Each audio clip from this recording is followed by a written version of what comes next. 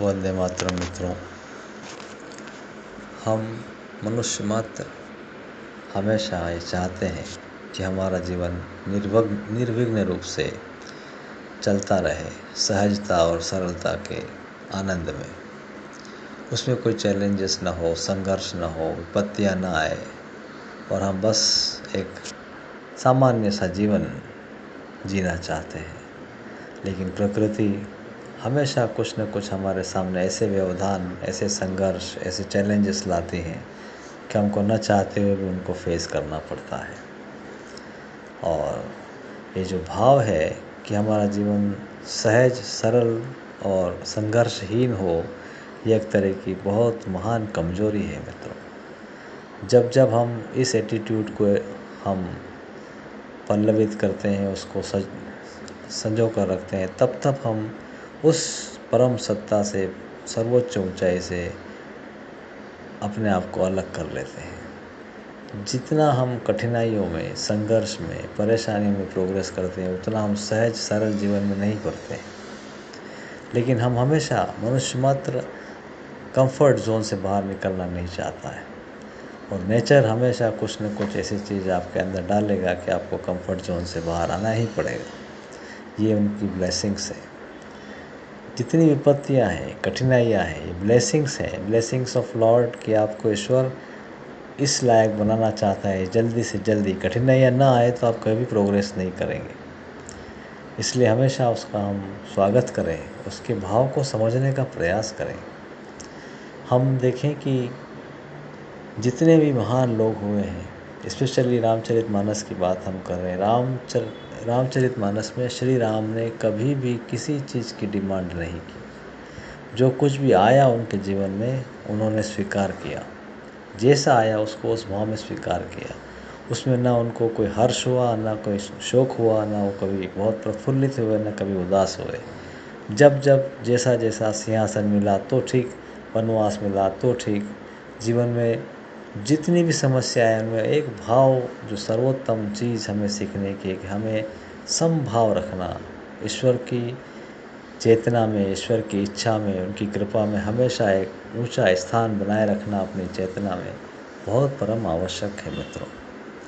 हम इस ऑर्डिनरी सोच से, ये ऑर्डिनरी सोच है कि जीवन इजी रहे, इस सोच में जब तक रहेंगे तब तक हमारी प्रोग्रेस, हमारी चैत्य सत्ता की तरफ जाने की संभावनाएं बिल्कुल नगण्य है।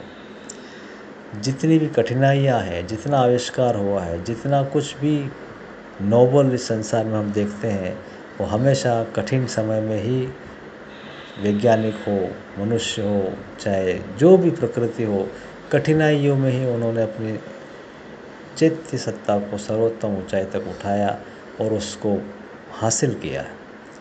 तो हमेशा हमको धन्यवाद प्रेषित करना चाहिए ईश्वर को कि आपने जीवन में कठिनाइयाँ दी और इन कठिनाइयों से मैंने इस तरह से प्रोग्रेस की। लेकिन हम वो बहुत समय बाद देखें और बहुत अच्छे से उसको एनालिसिस करें, तभी हम इसको समझ सकते हैं। Otherwise it is very difficult. और वो बहुत बड़ा लॉस है मित्रों कि हमारे भाव को, हमारे एटीट्यूड को, हमारी चेतना को हमको डेवलप करना है कि हम जो जिस फॉर्म में आता उस फॉर्म को राइट एटीट्यूड से एक्सेप्ट करें कि ये क्यों मेरे जीवन में आया, ये घटना क्यों घटी, ये व्यक्ति क्यों आया, या मुझे इस दिशा में क्यों ले जाया जा रहा है।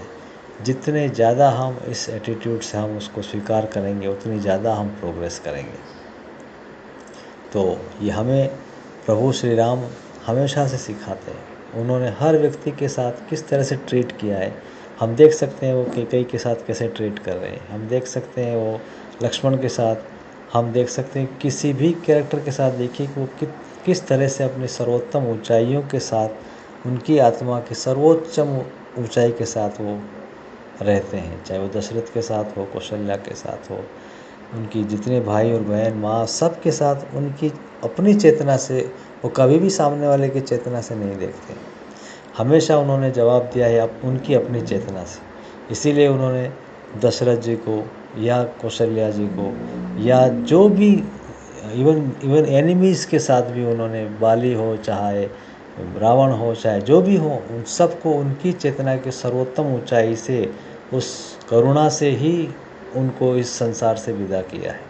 चाहे सामने से दिखाई देता हो कि उन्होंने वध किया, लेकिन करुणा उनकी सर्वोपरि थी। उन्होंने बाली को भी उनकी पत्नी से कहा कि मैं तो चाहे तो इसको भी जिंदा कर सकता हूँ, कि वो उनके कष्ट से, उनकी तकलीफ़ से इतने द्रवित हो चुके कि मैं, आप चाहो तो मैं इनका जीवन दान दे सकता हूँ। लेकिन बाली स्वयं ये नहीं चाहता था कि जन्म जन्म योगी ऋषि आपकी तपस्या करते हैं, आपका नाम स्मरण हो जाए मृत्यु के समय, और आप स्वयं मेरे सामने हैं, तो मैं ये मूर्खता कैसे कर सकता हूँ। देखिए, और एक बंदर की चेतना, उसका साइकिक, कि जब वो मर रहे हैं तब वो भगवान के हाथ में अंगद का हाथ देते हैं कि ये मेरा पुत्र आपका पुत्र है महाराज। आप देखें, कोई शत्रु के हाथ में अपने बेटे का हाथ दे सकता है? ये है एक बंदर का साइकिक। ये चैत्य पुरुष की सत्ता आप देखिए कि कितना अद्भुत रामचरितमानस में तुलसीदास जी ने एक एक कैरेक्टर को लिफ्ट किया है।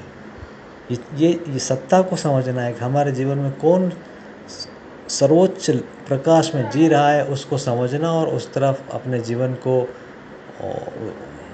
प्रवाहित करना, उसमें पूरा भरोसा रखना। ये चीज़ रामचरितमानस में कितने अद्भुत तरीके से हमारे सामने आती है, और उसमें से हमको सीख कर हमारे जीवन में उतारने की आवश्यकता है। और अंगद ही थे एकमात्र जो अयोध्या में आने के बाद श्री राम के पास से, he was the last to leave. सब चले गए, अंगद जाना ही नहीं चाहते। प्रभु श्री राम ने उनको कितनी तरह से समझाया कि मेरे आशीर्वाद आपके साथ हैं, आप जब याद करोगे मेरी प्रेजेंस आपको गाइड करेगी, और आप सेवा करें, आप जनता की सेवा करेंगे, ये मेरी सेवा कर रहे हैं, आपको मेरा काम करने के लिए वापस अपने राज्य में जाना है।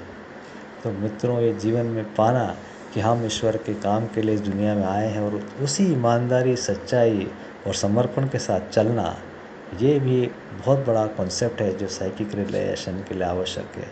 उसकी हमें प्रैक्टिस करने की आवश्यकता है मित्रों। जय हिंद।